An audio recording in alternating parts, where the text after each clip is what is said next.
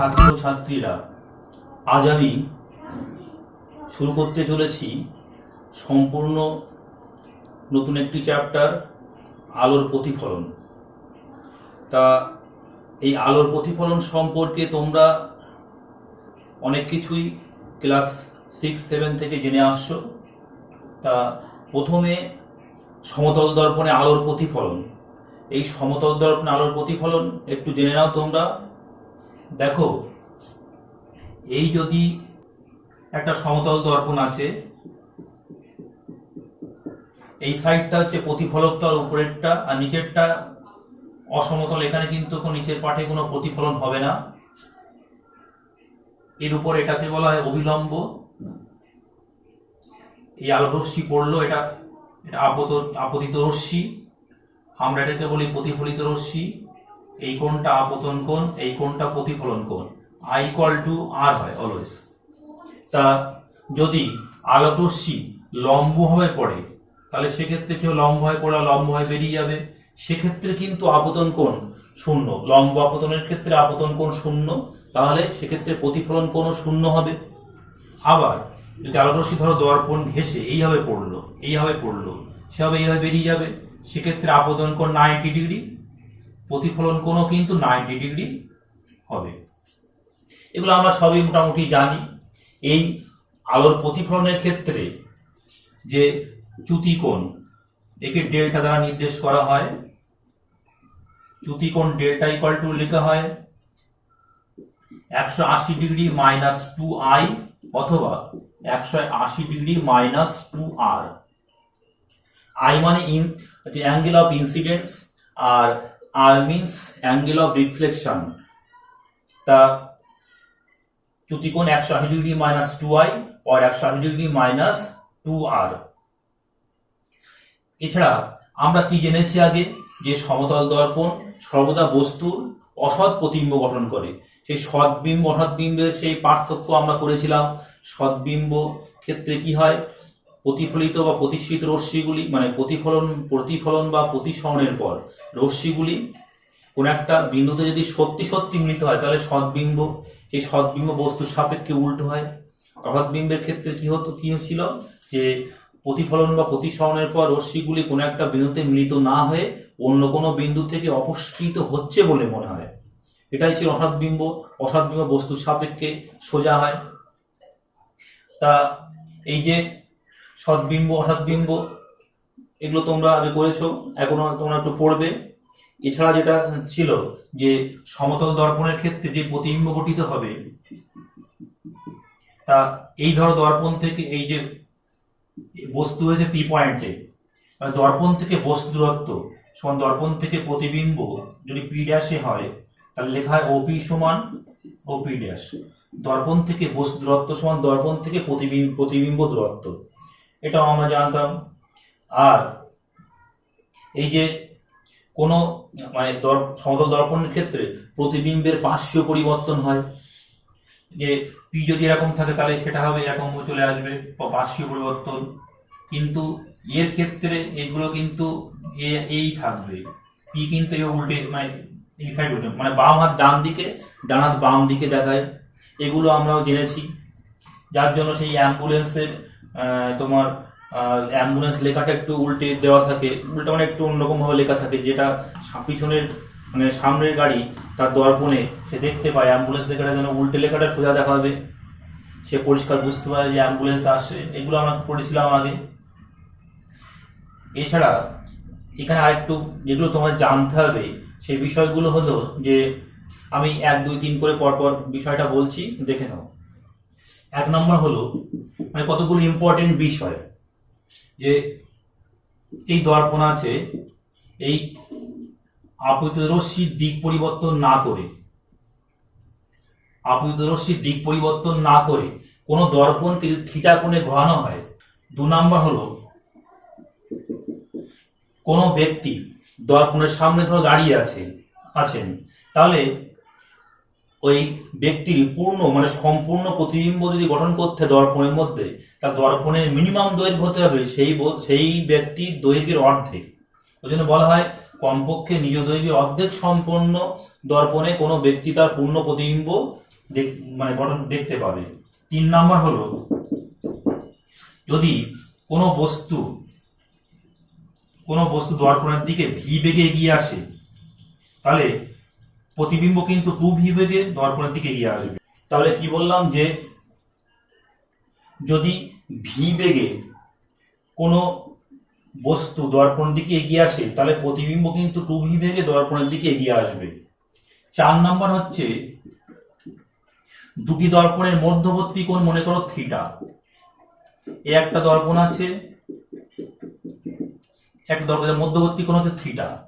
তাহলে থিটা কোণে থাকলে এদের এখানে কিংবা চারিদিকে কিন্তু অনেকগুলো প্রতিবিম্ব তৈরি হবে।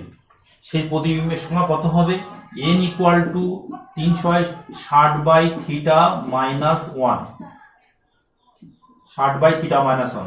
90 ডিগ্রি কটা প্রতিবিম্ব তৈরি হবে? 360/90, দ্যাট মিনস 4 মাইনাস 1 তিনটে। 60 ডিগ্রি হয় কত হবে? 360/60 মানে 6 মাইনাস 1, দ্যাট মিনস 5। তা যেটা কিন্তু আমরা এই যে অ্যাপ্লিকেশনটা দেখি কোথায় দেখি? আমরা স্বর্ণকারের দোকানে, মানে জুয়েলার্সের দোকানে। সেই জুয়েলার্সের দোকানে কিন্তু কি হয় যে দেখা যায় চারিদিকে তাকালে মনে হয় যে প্রচুর সোনার বাক্স আছে, কেউ সোনার চেন আছে, কিন্তু অত চেন কি থাকে? আদৌ কিন্তু না। অত চেন থাকে তো চুরি হয়ে যাবে। ওদের একটা গোপন জায়গা থাকে, সেই গোপন লকারের মধ্যে ওরা সোনাগুলো রেখে দেয়। কিন্তু যে ইমিটেশন কিংবা দুটো একটা সোনার চেন হয়তো বাইরে রাখলো, লোকে দেখে ভাবছে যে অনেকগুলো সোনার চেন তো, বা ব্যাপারটা বিষয়টা কি? ওই যে একটা সোনার চেন আছে, দেখা যাচ্ছে দর্পণগুলো এমন কোণ করে উপরে এদিক চারিদিকে লাগানো আছে যে মনে হবে যেন অনেকগুলো একটার থেকে 10-12টা প্রতিবিম্ব তৈরি, অনেকগুলো প্রতিবিম্ব তৈরি করা যায়। এটা কিন্তু এই সূত্র n ইকুয়াল টু 360/θ-1। 5 নাম্বার হচ্ছে যে আলোকরশ্মির প্রতিফলনের ক্ষেত্রে কিন্তু আলোর বেগ, কম্পাঙ্ক কিংবা তরঙ্গদৈর্ঘ্যের কোনো কিছুর পরিবর্তন ঘটবে না। 6 নম্বরটা তাহলে কি? আলোর বেগ, কম্পাঙ্ক, তরঙ্গদৈর্ঘ্য কোনো কিছুরই পরিবর্তন ঘটবে না। আর 6 নম্বর যেটা আমাদের ছিল সেটা হচ্ছে যে ঘনমাধ্যম থেকে আলোর প্রতিফলন হলে পাই পরিমাণ দশার কিন্তু পার্থক্য হবে, আর প্রতিফলনের ফলে আলোক তীব্রতা কিন্তু কমে যায়। এই বিষয়গুলো একটু মাথায় রাখবে, মানে এগুলো একটু অঙ্ক করতে গেলে তোমাদের কাজে লাগতে পারে, সেই জন্য বললাম। এখানে ইম্পর্টেন্ট হচ্ছে n ইকুয়াল টু 360/θ-1। তাহলে সমতল দর্পণ সম্পর্কে এগুলো তোমরা একটু জানবে। এরপরে চলো বক্র দর্পণ। দর্পণের ক্ষেত্রে প্রতিফলক তল যে সবসময় সমতল হবে তা কিন্তু নয়। যদি বাঁকা হয় আমরা তাকে বলি বক্র দর্পণ। তা তোমরা আগে পড়েছো, ক্লাস 10-এ পড়েছিলে যে বক্র দর্পণ কিন্তু কোনো গোলকের অংশ। সেই গোলকের যদি যদি গোলক কল্পনা করি আমি, এই যদি ধরো এখান থেকে কেটে নিলাম, তাহলে এই পার্টটা থাকলো। তা যদি বাইরের পৃষ্ঠ হচ্ছে প্রতিফলক, ভিতরে প্রতিফলক হয় তাহলে উত্তল, আর ভিতরের পৃষ্ঠ যদি প্রতিফলক হয় তাহলে কি হবে? সেটা হচ্ছে অবতল। তোমরা সবই জানো। তা আমি অত ডিটেলস এখানে যাচ্ছি না, যেহেতু তোমরা ওখানে পড়েছো। আমি যেগুলো তোমাদের নতুন জিনিস সেগুলো একটু বলছি। দেখো, প্রথম হচ্ছে দর্পণের উন্মেষ। উন্মেষ একটু অন্যরকম। উন্মেষটা একটু জেনে নাও, তোমাদের সংক্ষেপ ওখানে ছিল। উন্মেষটা হচ্ছে এই ধরো দর্পণ, আমি হচ্ছে অবতল দর্পণই ধরছি। একটা অবতল দর্পণে এটা ফোকাস, এটা সি, এটা হচ্ছে মেরু। এখানে ফোকাস দূরত্ব এফ, হচ্ছে বক্রতা ব্যাসার্ধ হচ্ছে ওসি। এখানে ওসি কে আর দ্বারা নির্দেশ করা হয়, আর ওএফ ইকুয়াল টু এফ লেখা হয়, এফ ইকুয়াল টু r/2। এর প্রমাণগুলো তোমরা অবশ্যই করে রেখো, কারণ বলা যায় না এগুলো দিতে পারে। আমরা তো 10-এ করেছিলাম। তা দেখো, উন্মেষ হচ্ছে এই দর্পণের দুই প্রান্ত তুমি যোগ করো, যোগ করে যে সরলরেখা পেলে, এটাই কিন্তু উন্মেষ। এটা রৈখিক উন্মেষ বলা হয়। আর যদি এই দুই প্রান্ত যোগ করে তুমি এখানে তুমি এইভাবে যোগ করো প্রান্ত থেকে সি পর্যন্ত, বলা হয় কোন গোলীয় দর্পণ উহার বক্রতা কেন্দ্রে যে কোণ করছে, এই যে কোণ থিটা, এই থিটা কোণটাকে, থিটা সবসময় 10 ডিগ্রি হওয়া উচিত, লেস দ্যান 10 ডিগ্রি, 10 ডিগ্রি কম হওয়া উচিত। এটা হচ্ছে কৌণিক উন্মেষ। তাহলে এটা হচ্ছে রৈখিক উন্মেষ, আর এই যে কোণটা হচ্ছে কৌণিক উন্মেষ। কৌণিক উন্মেষ 10 ডিগ্রির থেকে কম হতে হবে। 2 নম্বর হচ্ছে উপাক্ষীয় রশ্মি উপাক্ষীয় রশ্মি, উপাক্ষীয় রশ্মি প্যারাক্সিয়াল রেস, আর একটা হচ্ছে প্রান্তিক রশ্মি, প্রান্তিক রশ্মি। এগুলো একটু লাগে। উপাক্ষীয় রশ্মি ব্যাপারটা কি, এও আমরা পড়েছিলাম ক্লাস 10-এ, কিন্তু ডিটেলসে আমরা পড়িনি। দেখো আমি অবতল দর্পণ দিয়ে, আমরা প্রায় অবতল দর্পণ দিয়ে করব। দেখো এই অবতল মেরু হচ্ছে ও, তা কোনো এই মানে এখান থেকে এটা প্রধান অক্ষ বলা হয়। তো রশ্মিগুলো আসছে, আসার পরে মানে রশ্মিগুলো কি প্রধান অক্ষের সঙ্গে খুব কম কোণ করে, মানে প্রধান অক্ষে প্রায় গা ঘেঁষে এসে মোটামুটি দর্পণের মেরুর কাছাকাছি পড়লো। মেরু আমার ডেকে যাচ্ছে, একটু দেখে নিন একটু। এই মেরুর কাছাকাছি যে রশ্মিগুলো পড়বে, এটা সরল লেখা হবে কিন্তু এগুলো, এই মেরুর কাছাকাছি যে রশ্মিগুলো পড়বে, মানে যে রশ্মিগুলি দর্পণের প্রধান অক্ষের সঙ্গে খুবই কম কোণে পড়বে, সেই রশ্মিগুলির নাম হচ্ছে উপাক্ষীয় রশ্মি বা প্যারাক্সিয়াল রেস। আর প্রান্তিক রশ্মি কি কোণগুলো, যেগুলো দর্পণের সঙ্গে একটু বড় কোণ, দর্পণের প্রধান অক্ষের সঙ্গে একটু বড় কোণ করে আসছে, এগুলো হচ্ছে প্রান্তিক রশ্মি বা দর্পণের প্রান্তর দিকে, প্রান্তিক মানে প্রান্তর দিকে বা শেষ প্রান্তর দিকে যাচ্ছে পড়ছে, সেইগুলো হচ্ছে প্রান্তিক রশ্মি। তাহলে উপাক্ষীয় রশ্মি হলো, প্রান্তিক রশ্মি হলো, উন্মেষ হলো। গোলীয় দর্পণের ক্ষেত্রে চিহ্নের নিয়ম, এই চিহ্নের নিয়ম ব্যাপারটা কি, চিহ্ন মানে সাইন কনভেনশন। তা দেখো এই যে আমরা এই যে বস্তু দূরত্বকে ইউ দ্বারা নির্দেশ করি, বস্তু দূরত্ব ইউ, প্রতিবিম্ব দূরত্বকে আমরা ভি দ্বারা নির্দেশ করি। ইউ হচ্ছে বস্তু দূরত্ব, প্রতিবিম্ব দূরত্ব হচ্ছে ভি। তা বলা হচ্ছে, এগুলো তোমার নোট করবে, আলোক রশ্মির বিপরীতে, আলোক রশ্মির বিপরীতে গেলে আমরা ধরি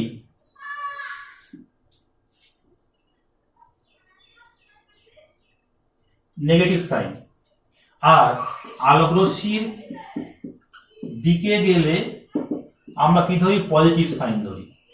এটাই কিন্তু স্বতঃসিদ্ধ নিয়ম। এখন আলোক রশ্মি বিপরীতে গেলে তুমি ধরবে নেগেটিভ, আর আলোক রশ্মির দিকে হলে কি হবে, পজিটিভ। প্রসঙ্গত একটা কথা বলে রাখি, আমরা যখন পড়াশোনা করেছিলাম মানে পুরানো বইগুলোতে দেখবে উল্টো আছে, আলোক রশ্মির বিপরীতে গেলে ওখানে রয়েছে পজিটিভ, আর আলোক রশ্মির দিকে গেলে নেগেটিভ, মানে আলোক রশ্মির দিকে গেলে নেগেটিভ। ওই বইগুলো কিন্তু ফলো করলে অসুবিধা হয়ে যাবে। তোমাদের এখনকার নিয়ম অনুযায়ী আলোক রশ্মির বিপরীতে গেলে হবে নেগেটিভ, আলোক রশ্মির দিকে গেলে হবে পজিটিভ। তা দেখো, ধরো আমি একটা অবতল দর্পণ একটা আঁকছি, এই অবতল দর্পণ, তাহলে এখানে এটা ও মেরু, এই এফ, এটা সি। তাহলে বস্তু নিশ্চয়ই দর্পণের সামনে থাকবে, নিশ্চয়ই এই দিক থেকে আসবে না। তাহলে বস্তু যদি সামনে থাকে, এই ধরো বস্তু মনে করো, পিকিউ হচ্ছে বস্তু, পিকিউ হলো বস্তু। তাহলে আমি যখন এই দূরত্ব, বস্তু দূরত্ব কত, ওসি বলছে, ও কিউ হচ্ছে বস্তু দূরত্ব। ও কিউটাকে যখন আমি মাপবো, আর সব দূরত্ব কিন্তু মাপতে হবে ও এর সাপেক্ষে, ও থেকে মাপতে হবে, মেরু থেকে মাপতে হবে। তাহলে বস্তু থেকে আলো আসছে এদিকে, আমরা মনে করি আলো আসছে এদিক থেকে, বস্তু থেকে, তাহলে মাপবো করতে এদিক থেকে, এদিকে যাবো, তাহলে আলোক রশ্মি বিপরীতে যাচ্ছি, আলোক রশ্মি বিপরীতে যাচ্ছি। কিন্তু কি বললাম যে যেহেতু বস্তু মানে এখানে আমরা আলো আসছে বস্তুর দিক থেকে, আর আমি মাপছি ওর থেকে ওইদিকে যাচ্ছি, তাহলে কি বিপরীতে যাচ্ছে, ওই জন্য ইউ কিন্তু নেগেটিভ, ইউ হবে নেগেটিভ। মনে রাখবে, যে কোনো দর্পণের ক্ষেত্রে আমরা বস্তু দূরত্ব কি ধরি, নেগেটিভ ধরি। ইউ অলওয়েজ নেগেটিভ, লেখা হচ্ছে ইউ অলওয়েজ কি হবে, নেগেটিভ। আর এই যে প্রতিবিম্ব গঠনের ক্ষেত্রে, আচ্ছা অবতল দর্পণের ক্ষেত্রে কি হচ্ছে, এফ ছাড়া এই যে এখান থেকে এই পর্যন্ত এফ, এফ ও নেগেটিভ, অবতল দর্পণের ক্ষেত্রে এফ নেগেটিভ। উত্তল দর্পণের ক্ষেত্রে একটু অন্যরকম হয়, উত্তল দর্পণের ক্ষেত্রে ব্যাপারটা কেমন হবে, দেখো এই যে বস্তু এই সাইডে আছে, তাহলে কি হচ্ছে, আলো দিক যাচ্ছে, আর তাহলে কি ইউ অলওয়েজ নেগেটিভ।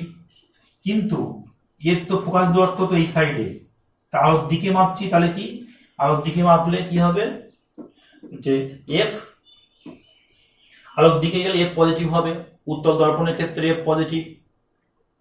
আর যেটা বলছিলাম যে প্রতিবিম্ব গঠনের ক্ষেত্রে সদ্বিম্ব সর্বদা সদ্বিম্ব কোন দিকে তৈরি হয়, বস্তু যেদিকে প্রতিবিম্ব সেদিকে। তাহলে কি সদ্বিম্বের ক্ষেত্রে বস্তু প্রতিবিম্ব দূরত্ব প্রতিবিম্ব দূরত্ব কি হবে, ওই বস্তুর মতোই নেগেটিভ হবে। অসদ্বিম্বের ক্ষেত্রে প্রতিবিম্ব তৈরি হয় কি দর্পণের পিছনে তৈরি হয়, দর্পণের পিছন দিকে তৈরি হয়। তাহলে সেক্ষেত্রে কি হচ্ছে, আলোর দিকে মাপছো, এই যে এদিক থেকে এদিকে মাপছো, আলো দিক থেকে আসছে, তাহলে সেক্ষেত্রে কি হবে, প্রতিবিম্ব দূরত্ব পজিটিভ হবে।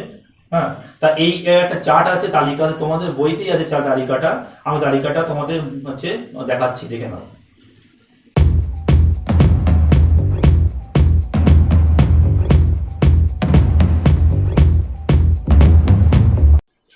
এখন দর্পণে বস্তুর বিভিন্ন অবস্থানের জন্য প্রতিবিম্ব গঠন। তা মোট 6টা মানে বস্তুর দূরত্ব, মানে বস্তুর অবস্থান 6 জায়গায়। আমরা ক্লাস 10 একটু এরকম করতাম, সেই ছবিগুলো আঁকতাম। তা আমি একটা চার্টের মধ্যে পুরোটা দেখিয়ে দিয়েছি, দেখে নাও তোমরা।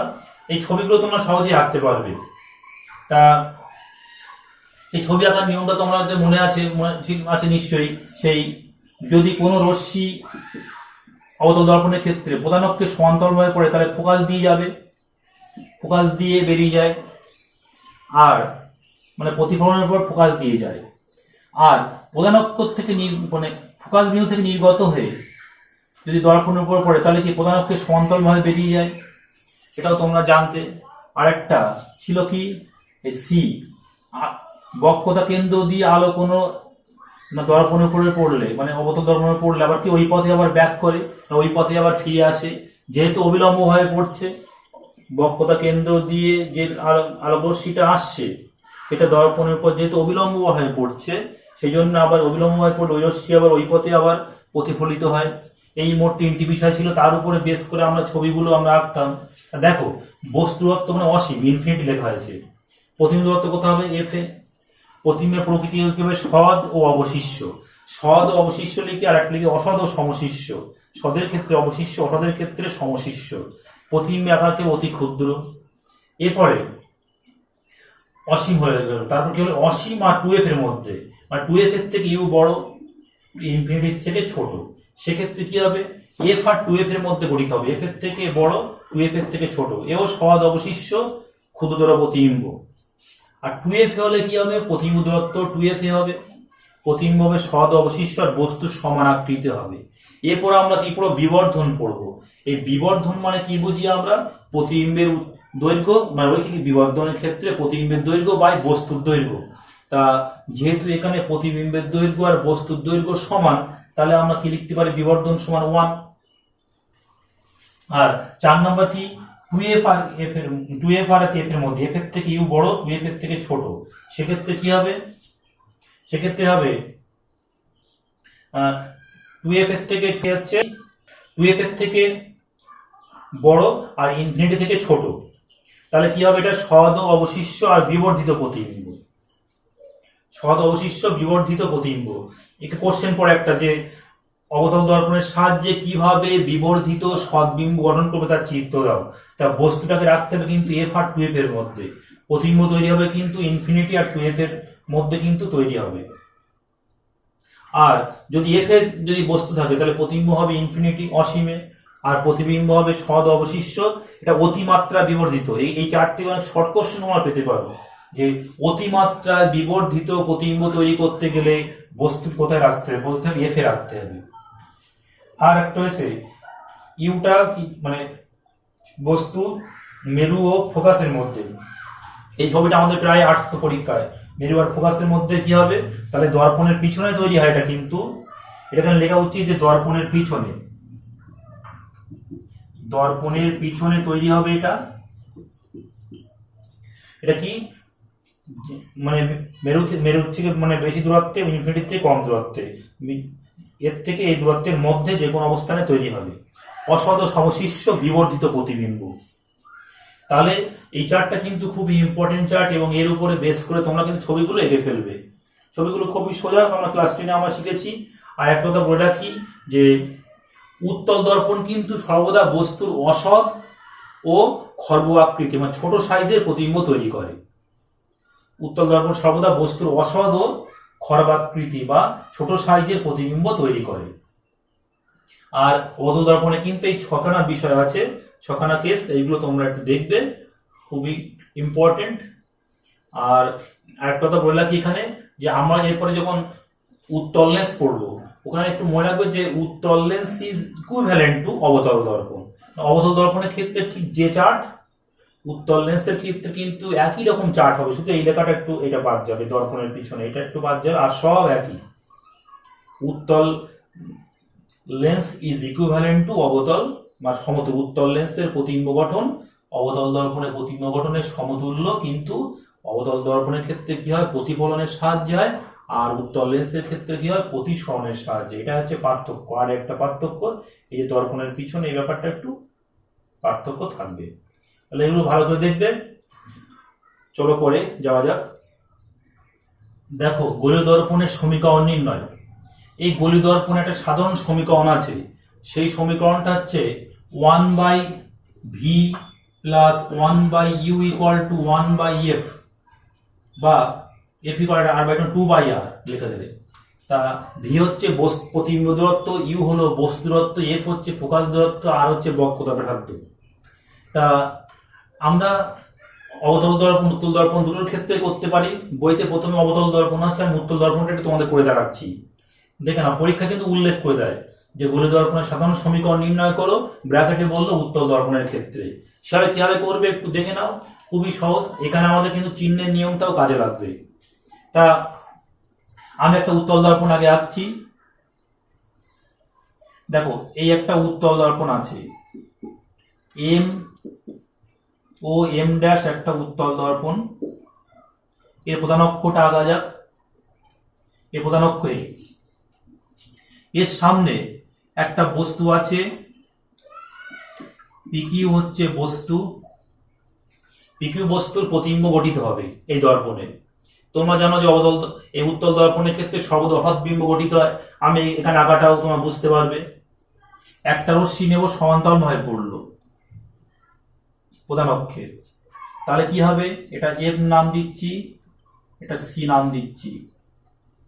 তাহলে মনে হবে যে এফ দিয়ে আসছে বলে মনে হবে, যেহেতু উত্তল দর্পণ, তাহলে এই পথে চলে যাবে। মানে এই পড়লো, এখানে এফ দিয়ে পাস করবে না, কিন্তু মনে হবে যে এফ দিয়ে আসছে বলে মনে হচ্ছে, যেহেতু এটা উত্তল দর্পণ। এটা আর একটা রশ্মি এমন ভাবে আসছে যে সিট থেকে আসছে বলে মনে হচ্ছে, সেক্ষেত্রে কেমন হয় প্রতিসরণটা কেমন হবে। আমি আগে এঁকে নিয়ে আগে এইভাবে আঁকলাম, এই পড়লো, ডটেট করে দিলাম, এই সিটা এখানে তাহলে চলে গেছে মনে করো। তাহলে এই যে সি গামী মনে হচ্ছে, সি গামী, তার মানে এই আবার এই পথে আবার ব্যাক করবে, প্রতিফলন হবে।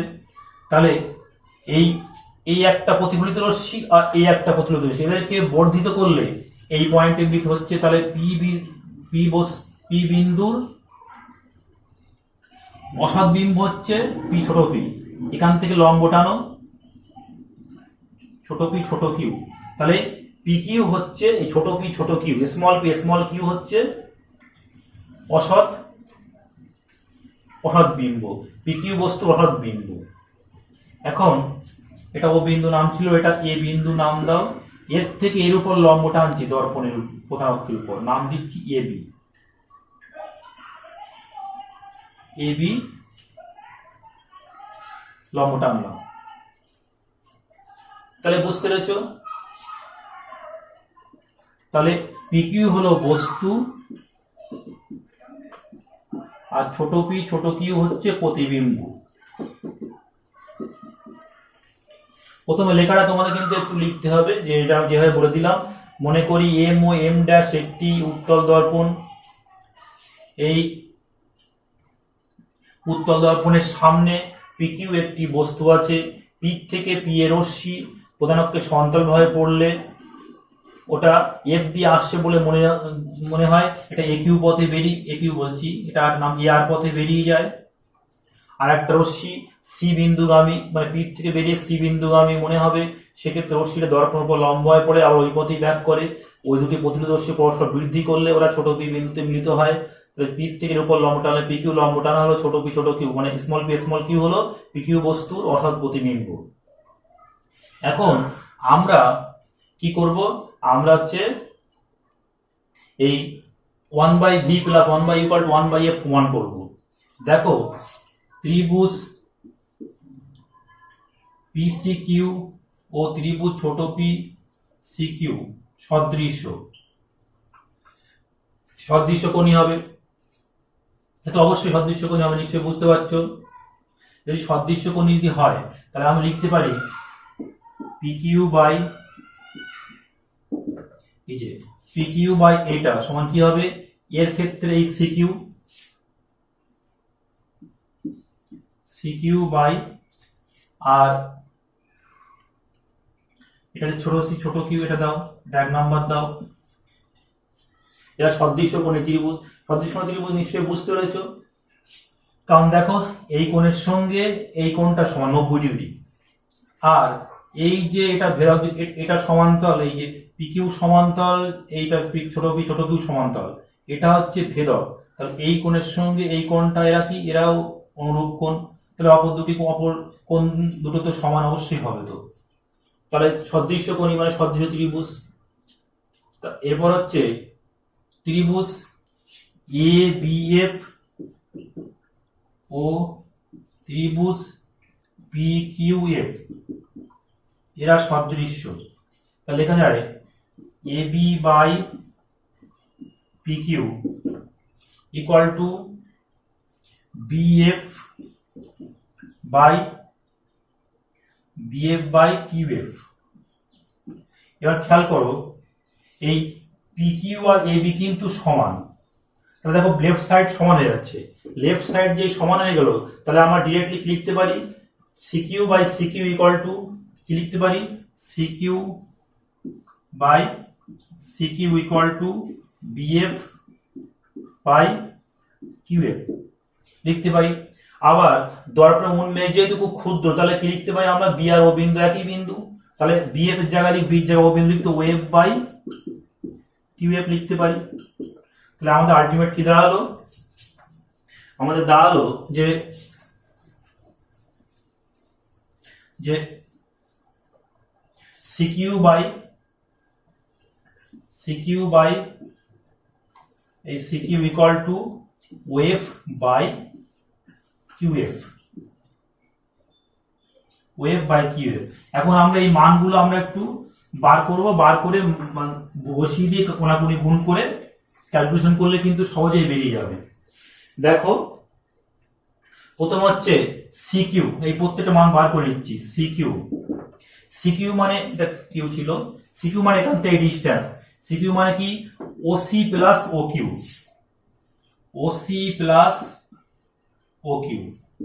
OC মানে কত, OC মানে 2F, আর OQ মানে কত, OQ মানে তো এটা প্রস্থ দূরত্ব ইউ পজিটিভ না নেগেটিভ। দেখো এখানে উত্তল দর্পণের ক্ষেত্রে কি হচ্ছে, আলোকরশ্মির দিকে মাপলে কি হবে, আলোকরশ্মির দিকে মাপলে হচ্ছে পজিটিভ, আর এটা আলোকরশ্মির বিপরীত এফ ইউটা নেগেটিভ, তাহলে 2F মাইনাস ইউ হবে। CQ হয়ে গেল, CQ ছোট কিউ আর সি ছোট কিউ, এই যে এখান থেকে এই ডিস্টেন্স, তার মানে কি লিখতে পারি OC মাইনাস OQ, OC সমান 2F মানে OQ, এটা কি প্রতিবিম্ব দূরত্ব, এটা ভি পজিটিভ সাইন। এখানে চিহ্নের নিয়ম অনুসারে ইউ নেগেটিভ, তার জন্য কিন্তু এটা মাইনাস দেওয়া হয়েছে, আর চিহ্নের নিয়ম অনুসারে ভি পজিটিভ, তাহলে এখানে কি হয়েছে, এখানে ভি দেওয়া হলো।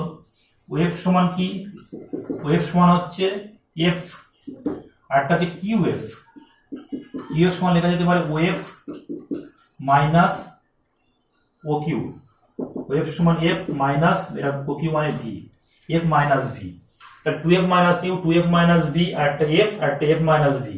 এই মানগুলো আমরা একটু এখানে পুট করি, কি দেখা যাক। দেখো এখানে পুট করছি 2F minus u by 2f minus v equal to f by f minus v, f by f minus v। এবার এটাকে আমি কোনাকুনি গুণ করে দিই, আমরা গুণ করে দিলে আমরা কি পাবো,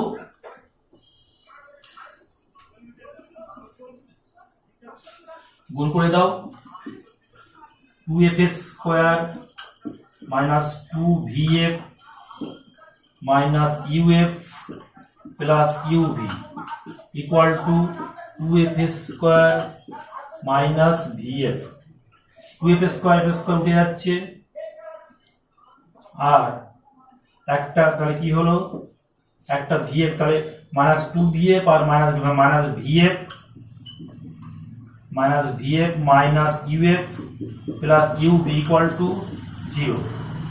that means এটাকে লেখা যায় uf plus vf equal to uv, uf plus vf equal to uv, এই পাওয়া গেল।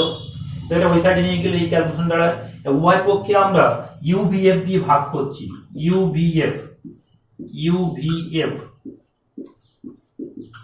দিয়ে ভাগ করলে কি হচ্ছে, এখানে u কাটলো vf কাটলো, থাকলো কি 1/v প্লাস এখানে v আর v কাটলো, f আর f কাটলো 1/u, এখানে কত থাকলো uv কাটলো 1/f, এই বেরিয়ে গেল 1/v plus 1/u equal two 1/f। তাহলে এখানে কিন্তু চিহ্নের নিয়ম অনুসারে এগুলো কিন্তু মাইনাস প্লাস এইগুলো সব ঠিক করলাম। তাহলে উত্তর দর্পণের ক্ষেত্রে কিন্তু আমরা পেলাম মানে গোলীয় দর্পণের ক্ষেত্রে সমীকরণ নির্ণয় করলাম 1/v plus 1/u equal two 1/f। এটাই কিন্তু দর্পণের ক্ষেত্রে সাধারণ সমীকরণ বলা হয়। এটাই এই পর্যন্ত বার করতে ছবিটা নিশ্চয়ই তোমরা বুঝতে পেরেছো। আর একটা কথা বলে রাখি, যখন আমরা প্রবলেম করব অঙ্ক করব তখন কিন্তু এই সাধারণ সমীকরণ থেকে কিন্তু আমরা স্পেশালে যাব, তখন কিন্তু আবার চিহ্ন পরিবর্তন করব। এটা মাথায় রাখবে, এটা কিন্তু দর্পণের সাধারণ সমীকরণ, নট কিন্তু উত্তল দর্পণের সমীকরণ। পরীক্ষায় কখনোই কোশ্চেন আসবে না যে উত্তল দর্পণের সমীকরণ নির্ণয় করো কি অবতল দর্পণের সমীকরণ নির্ণয় করো, এরকম কিন্তু কোশ্চেন নয়। কোশ্চেনটা হচ্ছে গোলীয় দর্পণের ক্ষেত্রে সাধারণ সমীকরণ নির্ণয় করো, ব্র্যাকেটে লিখতে পারে উত্তল দর্পণের ক্ষেত্রে। তাহলে কি আমি আবার বলছি যে তোমরা মনে রাখবে অঙ্ক করার সময় আমরা কিন্তু এই equation 1/v plus 1/u equal two 1/f এখান থেকে কিন্তু স্পেশালে আমরা যাব, সেক্ষেত্রে কিন্তু u v f এইগুলো কিন্তু চেঞ্জ করতে হবে। চলো পরে যাওয়া যাক।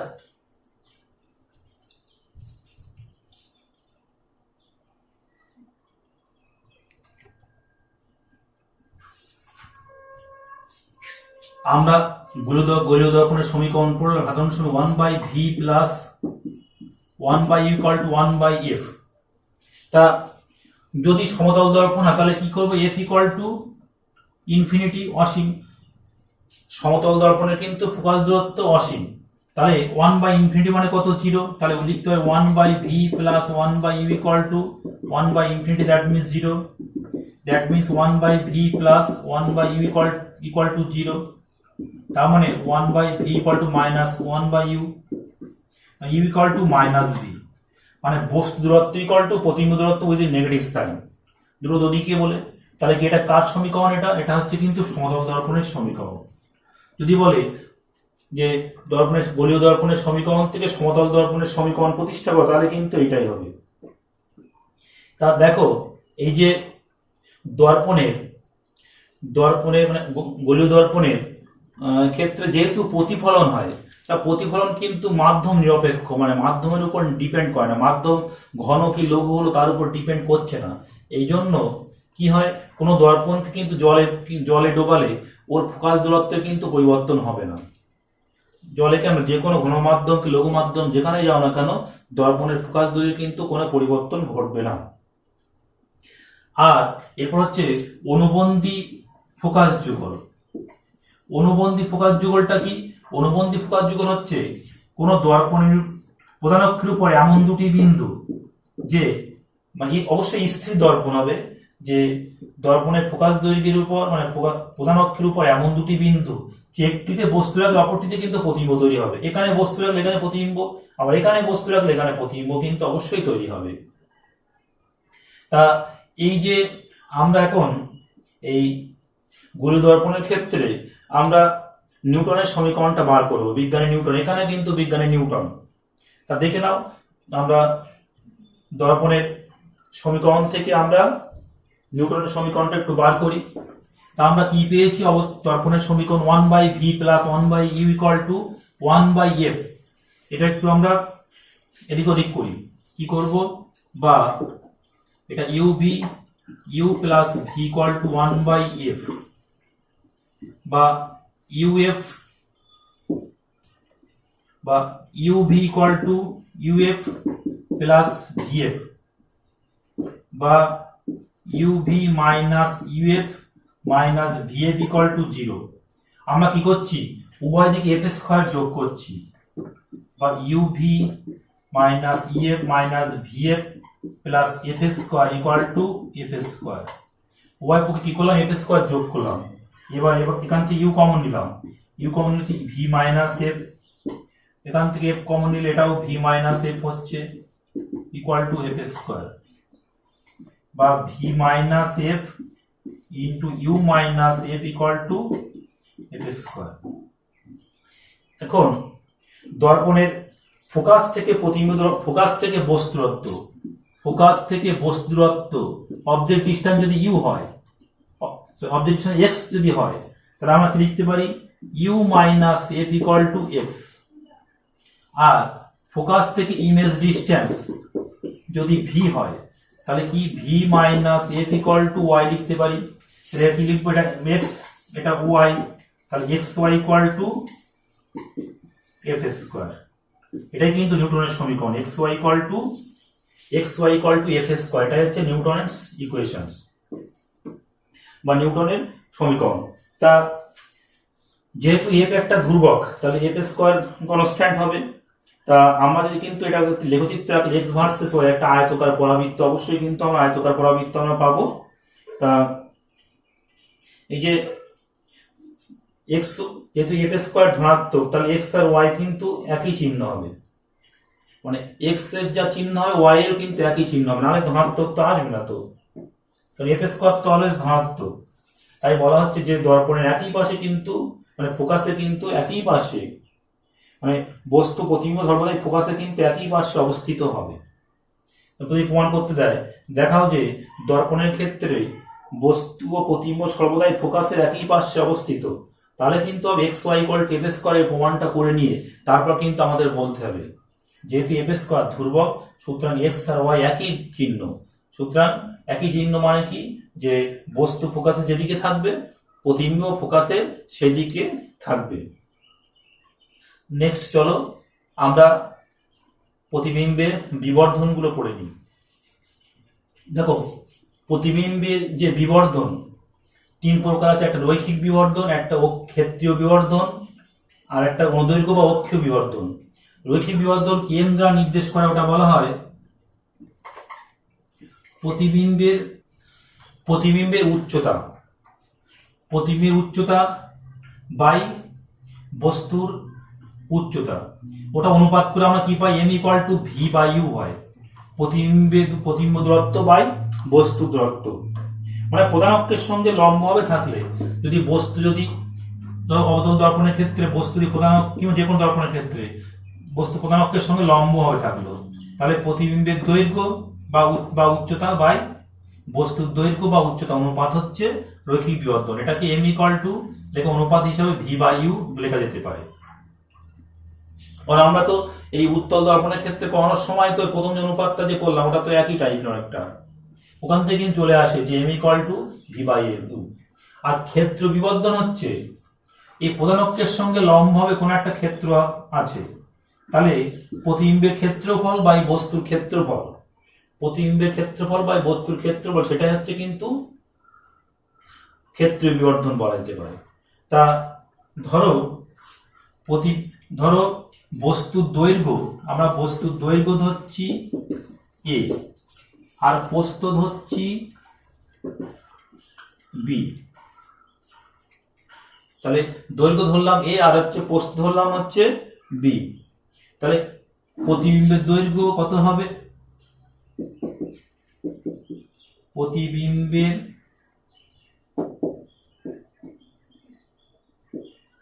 দৈর্ঘ্য হবে, আমরা রৈখিক বিবর্ধন ধরেছি এম, তাহলে কি প্রতিবিম্বের দৈর্ঘ্য বাই বস্তুর দৈর্ঘ্য ইকুয়াল টু এম। তা বস্তুর দৈর্ঘ্য এ, তাহলে প্রতিবিম্বের কত হবে এম ইন্টু এ। প্রতিবিম্বের প্রস্থ কত হবে এম ইন্টু বি। প্রতিবিম্বের ক্ষেত্রফল কত হবে M A into M B, that means M square A B. আর এখানে এই বস্তুর ক্ষেত্রফল কত হবে, বস্তুর ক্ষেত্রফল হবে এ বি।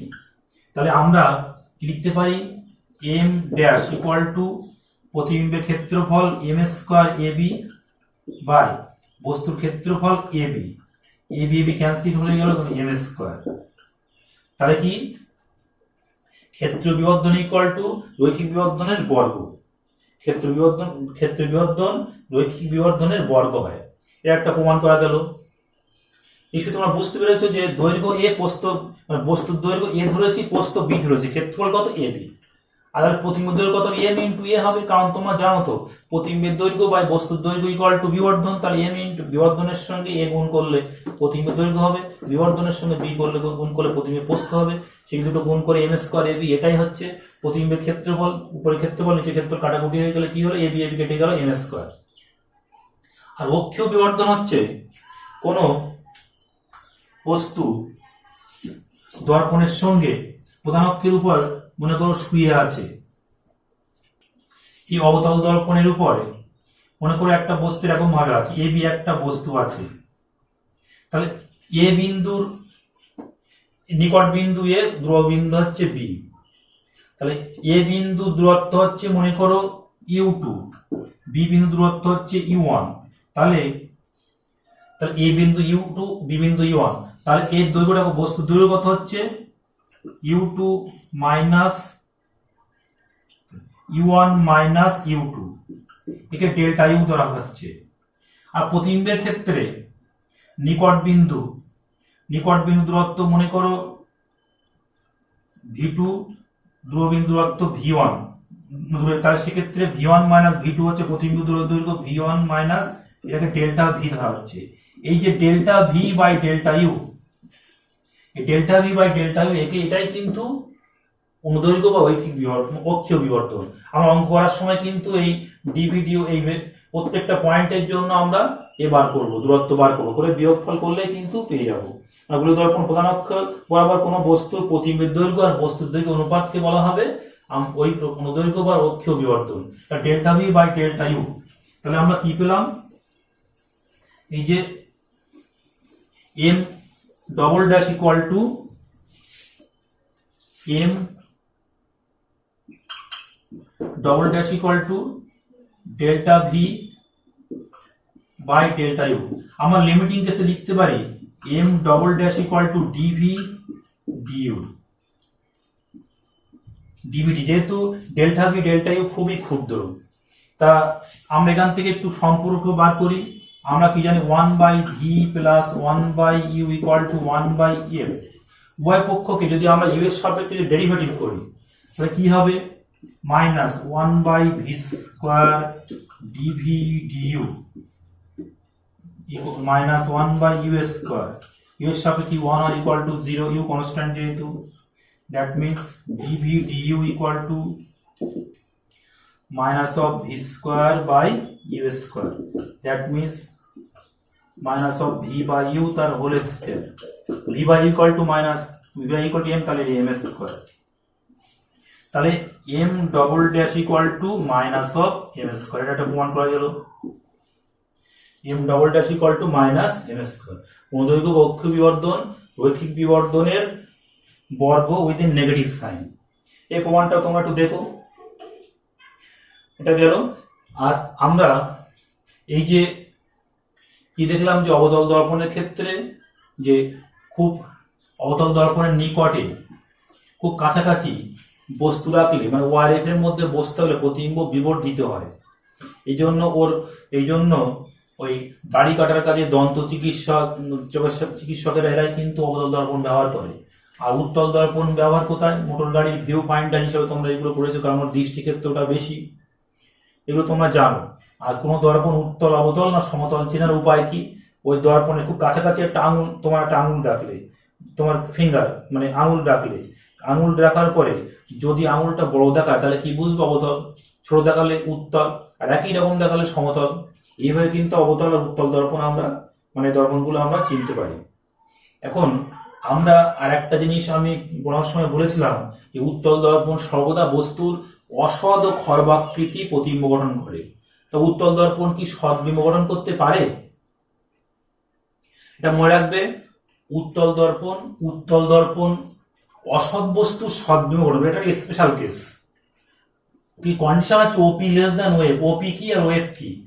দেখো, এই হচ্ছে দর্পণে, এটা উত্তল দর্পণে আমি এঁকেছি, ও হচ্ছে মেরু, আর এফ হচ্ছে ফোকাস বিন্দু, আর সি হচ্ছে বক্রতা কেন্দ্র। তা দেখো, এই যে দুটো রশ্মি আসছে এরা কিন্তু অসৎ বস্তু। এই যে রশ্মি কোথায় মিলিত হওয়ার চেষ্টা করছে? পি বিন্দুতে। তাহলে পি বিন্দু কিন্তু অসৎ বস্তু, মিলিত হয়নি তো, না মিলিত হলে সত্যি না মিলিত অসৎ বস্তু বলা হচ্ছে। তাহলে পি বিন্দু কিন্তু অসৎ হচ্ছে বস্তু। এখান থেকে ওপি আর ওভি এর মধ্যে বড় কোনটা? ওয়েভটা বড়, তাহলে ওপি লেস দ্যান কিন্তু ওয়েভ, এই ওপি লেস দ্যান ওয়েভ। তা এই কোণটা আই কোণ, আপতন কোণ, এখানেও কিন্তু আই কোণ আপতিত হয়েছে, তা প্রতিফলিত হবেও কিন্তু এখান থেকে এইভাবে প্রতিফলিত হবে,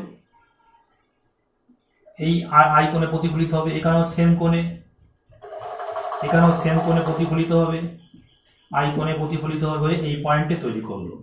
তাহলে পি ড্যাশ, তাহলে পি ড্যাশ হচ্ছে, পি হচ্ছে অসৎ বস্তু, পি হলো অসৎ বস্তু, আর পি ড্যাশ হচ্ছে সৎ বিন্দু। পি হচ্ছে অসৎ বস্তু, পি ড্যাশ হচ্ছে সৎ বিন্দু।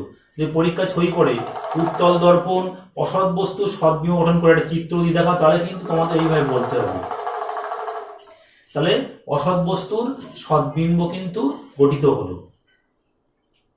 কিন্তু যেই যদি হচ্ছে এই পরপর যদি এটা হচ্ছে যদি কমে, মানে রশ্মিগুলো যদি পরপর এই রশ্মিগুলো যদি নিচের দিকে নেবে, তাহলে দেখো পরপর যদি ছাড়িয়ে যায় তাহলে কিন্তু আর হবে না। তাহলে তাহলে মানে ওপি গ্রেটার দেন যদি ওয়েভ হয়ে যায়, মানে পিটা যদি এফ ছাড়িয়ে যায়, পি বিন্দুটা এফ এর ওই সাইডে গঠিত হলে, তাহলে কিন্তু বস্তু আবার কি হবে? তখন কিন্তু অসৎ বস্তু থাকবে না, তখন কিন্তু তোমার অসৎ বিম্বই গঠিত হবে, সদ্বিম্ব আর গঠিত হবে না। এটা একটু ভালো করে দেখবে। এবার দেখো, গোলীয় দর্পণে একটা ত্রুটি আছে, সেই ত্রুটিটা আমরা একটু পড়ে নিই। আজকে শেষ বিষয় হচ্ছে গোলীয় অপেরণ ও তার প্রতিকার। তা দেখো, আমি প্রথমে এই বক্রদর্পণ পড়ানোর সময় বলেছিলাম যে দর্পণের উন্মেষ খুব ক্ষুদ্র হতে হবে। তা যদি ক্ষুদ্র উন্মেষযুক্ত দর্পণ ব্যবহার না করি তাহলে সেক্ষেত্রে কি ঘটবে? ধরো আমি একটা অবতল দর্পণ আঁকছি, দেখো এই যে একটা অবতল দর্পণ আছে, তা এই অবতল দর্পণের ক্ষেত্রে এই হচ্ছে ফোকাস। এই দর্পণের উন্মেষটা ক্ষুদ্র না, অনেক মানে বৃহৎ উন্মেষযুক্ত দর্পণ। তাহলে প্রধান অক্ষের সমান্তরাল রশ্মিগুলো কেমন আঁকছি? এই প্রধান অক্ষের সমান্তরাল রশ্মি গুলো এই পড়ার পরে কি হবে? যে দর্পণের উন্মেষ একটু বেশি, সেই জন্য এই মেরুর কাছাকাছি বিন্দুতে যে রশ্মিগুলো আছে, মেরুর কাছাকাছি একটা এগুলো আছে, এরা কিন্তু প্রতিফলনের সূত্র মেনে চলে, মানে প্রতিফলনের সূত্র এই যে সাধারণ সমীকরণ মেনে চলে ওরা এফ দিয়ে যাবে, ওরা এফ দিয়ে বেরিয়ে যাবে। এটা কিন্তু এফ দিয়ে সুন্দর করে বেরিয়ে গেল। এগুলো আবার কি, এগুলো একটু কি প্রান্তিক হয়ে যাচ্ছে, তাহলে কি ওরা আবার একটু দূরে যাচ্ছে, ওরা আবার এফ হয় কাছাকাছি যাচ্ছে, এরা আবার দর্পণে মেরুর কাছাকাছি দিয়ে বেরিয়ে যাচ্ছে, বিন্দু দিয়ে বেরিয়ে যাচ্ছে। তার মানে কি হচ্ছে? এফ মানে ও আর এফ এর মধ্যে, কিংবা মানে ও আর এফ এর মধ্যে এখানে এফ ওয়ান বিন্দুতে এখানে কেউ এখানে মিলিত হচ্ছে, কেউ এখানে মিলিত হচ্ছে, বিভিন্ন জায়গায় কিন্তু ও আর এফ এর মধ্যে বিভিন্ন জায়গায় মিলিত হবে, তাহলে প্রতিবিম্ব অস্পষ্ট হবে। তাহলে কি বৃহৎ উন্মেষযুক্ত দর্পণের জন্য প্রতিবিম্ব কিন্তু অস্পষ্ট হচ্ছে। কিছু যেগুলো প্রান্তীয় উপাক্ষী রশ্মিগুলো কি হচ্ছে, উপাক্ষী রশ্মিগুলো এফ দিয়ে যাচ্ছে, তাদের জন্য প্রতিবিম্ব পাওয়া গেল। কিন্তু প্রান্তীয় রশ্মিগুলোর জন্য কি হচ্ছে, এরা নিকট পরপর এদিকে দিকে মিলিত হয়ে যাচ্ছে, ফলে কি প্রতিবিম্ব উজ্জ্বলতা কমবে, প্রতিবিম্ব অস্পষ্ট হয়ে যাবে। তো এই ত্রুটি যদি আমরা দূর করতে যাই তাহলে কি করতে হবে? দর্পণটাকে কিন্তু অধিবৃত্তাকার করতে হবে। এর একমাত্র উপায় হচ্ছে অধিবৃত্তাকার দর্পণ ব্যবহার করা। অধিবৃত্তাকার দর্পণ, অধিবৃত্তের ধর্মই হচ্ছে ওটা কিন্তু যেহেতু একটু বাঁকানোর মতো এরকম থাকে, তাহলে কি হচ্ছে প্রত্যেকটা রশ্মি কিন্তু প্রত্যেকটা যে রশ্মি, যে রশ্মিগুলো পড়বে প্রায় কিন্তু মানে ওর মেরুর কাছাকাছি যে বাঁকা মতো আছে এখানে প্রতিফলিত না হয়, এই জায়গাগুলো এর নিকটবর্তী জায়গায় প্রতিফলিত হবে, ও বিন্দুর নিকটবর্তী। তার মানে প্রায় উপক্ষীয়র কাছাকাছি উপক্ষীয় রশ্মির মতো হলো অনেকটা। তাহলে গোলীয় অপেরণ প্রতিকার করার একমাত্র উপায় হচ্ছে দর্পণের আকারটা কি অধিবৃত্তাকার করতে হবে বা অধিবৃত্তীয় দর্পণ ব্যবহার করতে হবে। তাহলে তোমরা এগুলো বুঝতে পেরেছো আলোর প্রতিফলনের চ্যাপ্টার। এর পরের দিন এই চ্যাপ্টার থেকে আমি অঙ্ক করাবো বা প্রবলেম করাবো, তোমরা এগুলো একটু ভালো করে দেখবে। আজকের মতো ক্লাস আমি এখানেই শেষ করলাম। সকলে ভালো থাকবে, সুস্থ থাকবে।